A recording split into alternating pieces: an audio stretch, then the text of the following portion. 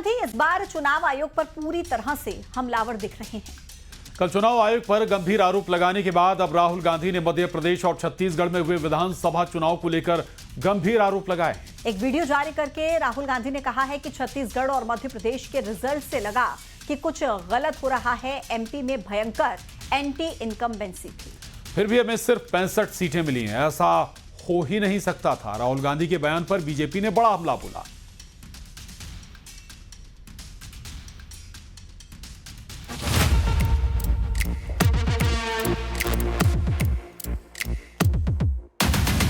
राहुल गांधी ने एक बार फिर चुनाव आयोग पर वोट चोरी का आरोप लगाया।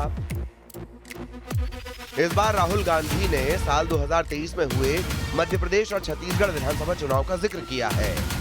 राहुल गांधी का कहना है कि 2023 में एमपी में भयंकर एंटी इनकम्बेंसी थी, फिर भी हमें सिर्फ 65 सीटें मिली। ये हो ही नहीं सकता है। कुछ समय पहले हमें दाल में काला लगा। चुनाव के नतीजे आते थे, मूड एक तरीके का होता था। उसके बाद छत्तीसगढ़ और मध्य प्रदेश के रिजल्ट, हमें लगा कुछ ना कुछ गलत हो रहा है। 2018 में मध्य प्रदेश में चुनाव होता है, हम जीतते हैं, हमारी सरकार चोरी हुई थी।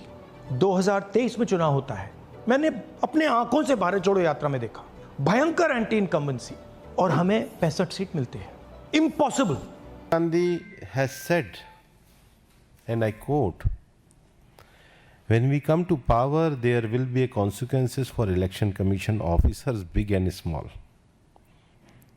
क्या देश की संवैधानिक संस्थाओं के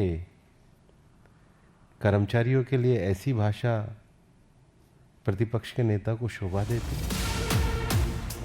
राहुल गांधी के बयान पर केंद्रीय मंत्री ज्योतिरादित्य सिंधिया ने निशाना साधा है। सिंधिया ने कहा कि जिनका वोट बैंक जब्त हो गया वो यही आरोप लगाएंगे। सिंधिया के आरोपों पर कांग्रेस के नेता पीसी शर्मा ने पलटवार करते हुए कहा कि राहुल गांधी ने केवल बयान नहीं दिया है, बल्कि तथ्यों के साथ अपनी बात रखी है। जिनका वोट बैंक ही जब्त हो गया है वो यही तो आरोप लगाएंगे। जिनका वोट बैंक ही जब्त हो गया है वो यही तो आरोप लगाएंगे। जिनका वोट बैंक ही जब्त हो गया है वो यही तो आरोप लगाएंगे।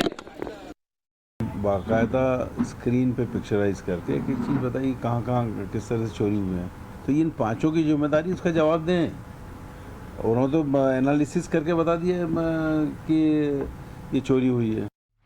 कांग्रेस पर बीजेपी के प्रदेश अध्यक्ष हेमंत खंडेलवाल और बीजेपी नेता नरोत्तम मिश्रा ने भी निशाना साधा है।